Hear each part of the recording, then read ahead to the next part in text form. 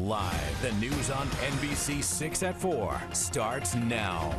And we begin with breaking news along I-95 northbound in Broward County. A police chase came to an end just about 45 minutes ago. NBC 6 traffic reporter Kelly Blanco has been tracking the backups for us. And now, as we head into the afternoon rush, we can probably anticipate a few traffic nightmares out there. What do you think, Kelly? You know it, Keith. Right now, well, that police chase did start in Miami-Dade. It ended up all the way in the area of Deerfield Beach. And if you take a look at your screen, you'll see a whole lot of red from our first alert traffic maps. Those are those northbound delays. And if you're headed southbound, guess what? We almost have about 5 miles of delays there as well. I-95 northbound is completely shut down between Southwest 10th Street to Hillsborough Boulevard. We have slow traffic from about Copens Road. Right now, you cannot get I-95 northbound or southbound really, but especially those northbound lanes of I-95, I don't recommend. You can stick to Military Trail, you can stick to Dixie Highway, or even US 1.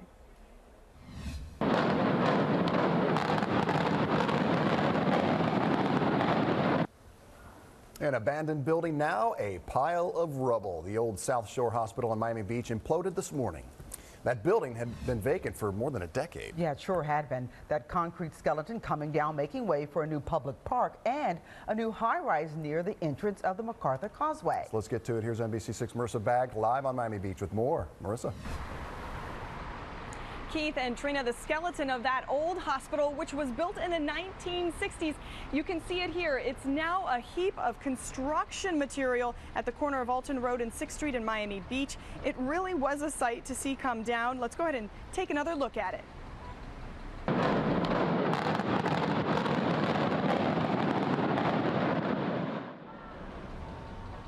After the 10-story structure came crashing down, a huge plume of dust came up and dissipated to the south within minutes. Demolition crews used 230 pounds of dynamite to implode it. Now developers negotiated with the city to build a 3-acre public park alongside a 44-story condo building that will likely be one of the tallest in South Beach. Regardless of how you feel of what's to come, it's hard to find anyone upset to see what many considered an eyesore come down.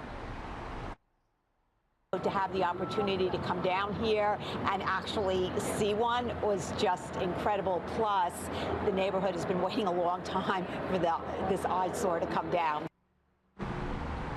Now, residents were told ahead of time to close their windows and doors during the demolition. Nearby streets were also closed down for much of the morning. Even some of the businesses, the health center here, which butts up to the property, that was closed down for the day. Thankfully, no injuries to report, no property damage other than, of course, what you see here behind me. Now, there are some who are very excited about what's slated here for this property. Others are a little hesitant about it. We'll talk more about that in a live report coming up at 5 o'clock. Reporting live on Miami Beach, Marissa Bagg, NBC 6 News. All right, Marissa, we'll see you then. It's always fun to watch it. Oh, it is. I love that stuff. All right, giving you traffic and weather every 6 minutes here. Here's First Alert meteorologist Ryan Phillips with your most accurate First Alert forecast. Hey, Ryan. Okay, Trina, Keith, good afternoon to you. Beautiful day across the area. Just can't underscore just how nice it is out there. Good beach day, you bet, if you can pull that off on a Tuesday. The clouds that we're seeing out there have just come in the last few hours or so. We've been enjoying the sunshine all day long and a nice east-northeast breeze. Not too strong, running at about 10 miles per hour or so. We're at 81, but with the humidity down so low versus where we've been for the last few days, simply spectacular. Very balanced readings, too. Lower 80s will do it across Broward County on into Miami-Dade County. A warm location at West Kendall and 84 degrees. Otherwise, we are rain-free. A dry pattern now as we transition out of the afternoon into the evening hours. I think the drive home will be spectacular. Roll the windows down and, of course, sunglasses a necessity. We're going to see temperatures right around 85 with pleasant conditions continuing through the evening. Trina? All right. Thank you, Ryan. Well, a water main break and subsequent sinkhole in Hialeah is now causing some traffic troubles. Let's get you out live over to Kelly once again with an update on what's going on there. Hey, Kel. Oh, but, well, let's first start with Amanda, and then we'll come back to Kelly. Amanda. Yes, Trina, well, that water main break causing a lot of trouble here, but things are a bit drier as of right now. But That water main break did cause quite a large sinkhole. So I'm going to step out of the way so you can see that orange cone marking one of those sunken spots here along West 4th Avenue and 29th Street in Hialeah. This entire intersection shut down in both directions at this time.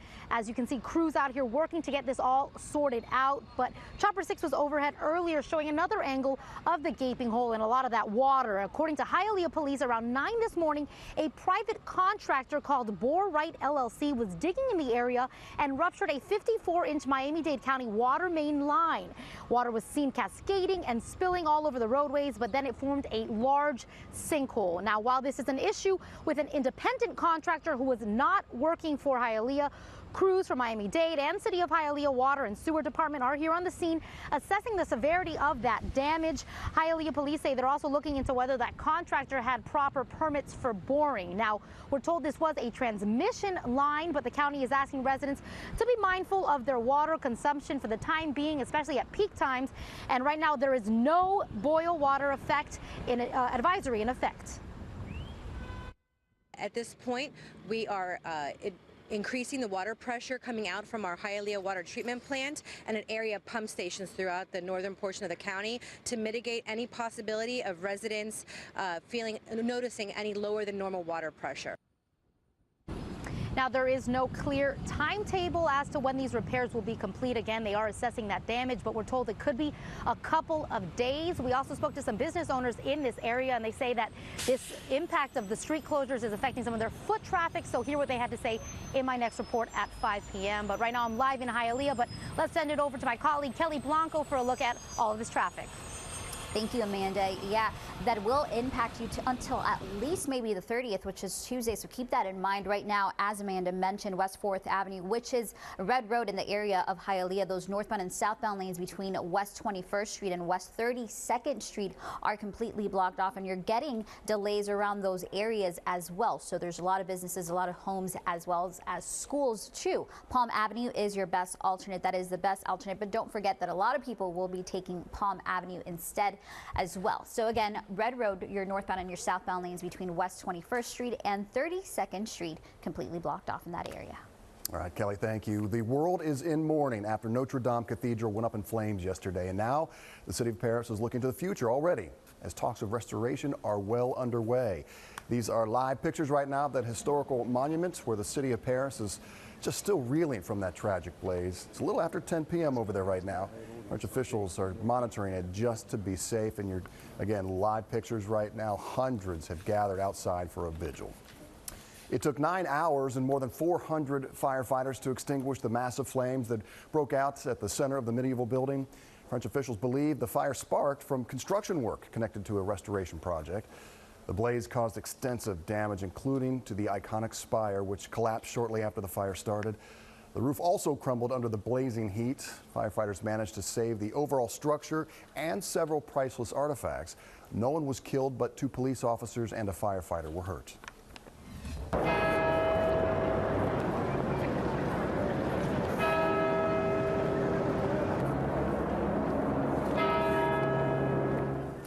The bells at Westminster Abbey rang out at 5:43 today, local time, marking the time the fire broke out at Notre Dame.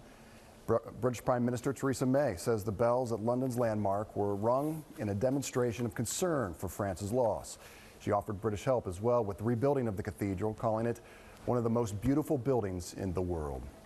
Meanwhile, Pope Francis prayed for all those affected by the fire and says the cathedral will always remain a symbol of French national unity. The Vatican announced it will offer technical assistance as well in restoring damaged artwork there and how to rebuild the damaged cathedral. Restoration artists at the Vatican are known for their expertise all over the world. And the Vatican isn't the only one offering support. Funding from the reconstruction of Notre Dame is piling up at a spectacular rate as well. Listen to this. 2 of France's richest families together quickly pledged 300 million euros. Businessman Francis-Henri Pinault and his billionaire father revealed they were immediately giving 100 million euros from their company, Artemis, to help finance repairs to the cathedral. A statement from Francois-Henri Pinault said, quote, "This tragedy impacts all French people, and everyone wants to restore life as quickly as possible to this jewel of our heritage." That donation was then topped by a French tycoon, Bernard Arnault. His luxury goods group, LVMH, which pledged 200 million euros, LVMH called the cathedral, quote, a symbol of France, its heritage, and its unity.